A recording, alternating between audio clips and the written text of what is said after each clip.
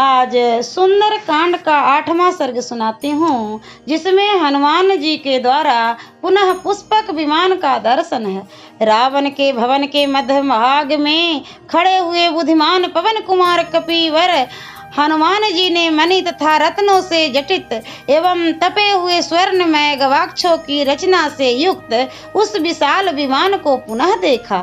उसकी रचना को सौंदर्य आदि की दृष्टि से मापा नहीं जा सकता।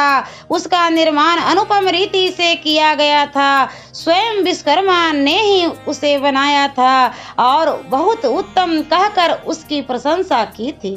जब वह आकाश में उठकर वायु मार्ग में स्थित होता था, तब सौर मार्ग के चिन्ह सा सुशोभित होता था।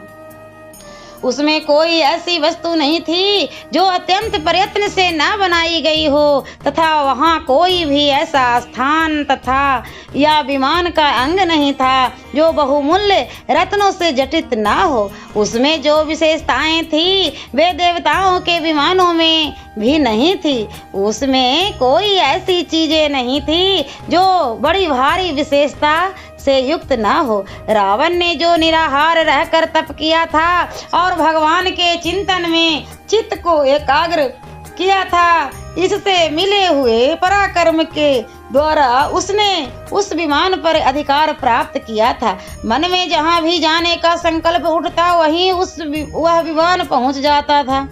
अनेक प्रकार की विशिष्ट निर्माण कलाओं द्वारा उस विमान की रचना हुई थी, तथा जहाँ तहाँ से प्राप्त की गई दिव्य विमान निर्माणोचित विशेषताओं से उसका निर्माण हुआ था।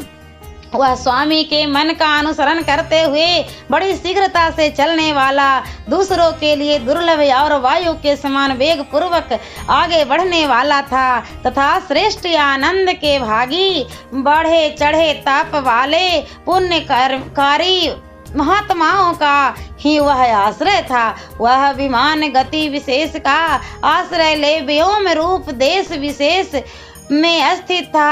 आश्चर्यजनक विचित्र वस्तुओं का समुदाय उसमें एकत्र किया गया था। बहुत सी शालाओं के कारण उसकी बड़ी शोभा हो रही थी। वह शरद ऋतु के चंद्रमा के समान निर्मल और मन को आनंद प्रदान करने वाला था। विचित्र छोटे छोटे शिखरों से युक्त किसी पर्वत के प्रधान शिखर की जैसी शोभा होती थी, उसी प्रकार अद्भुत शिखर वाले वह पुष्पक विमान की भी शोभा हो रही थी, जिनके मुखमंडल कुंडलों से शोभित और नेत्र घूमते या घूरते रहने वाले निमेष रहित तथा बड़े बड़े थे। वे अपरिमित भोजन करने वाले, महान वेगशाली, आकाश में विचरने वाले तथा रात में भी दिन के समान ही चलने वाले सहस्रों भूतगण जिसका भार वहन करते थे, वो वसंत कलिक पुष्प पुंज के समान रमणीय दिखाई देता था और वसंत मास में भी अधिक सुहावना दृष्टिगोचर होता था।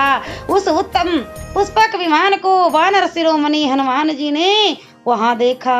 सियावर रामचंद्र की जय। और मैं अगले वीडियो में सुंदर कांड का 9वां सर्ग सुनाऊंगी।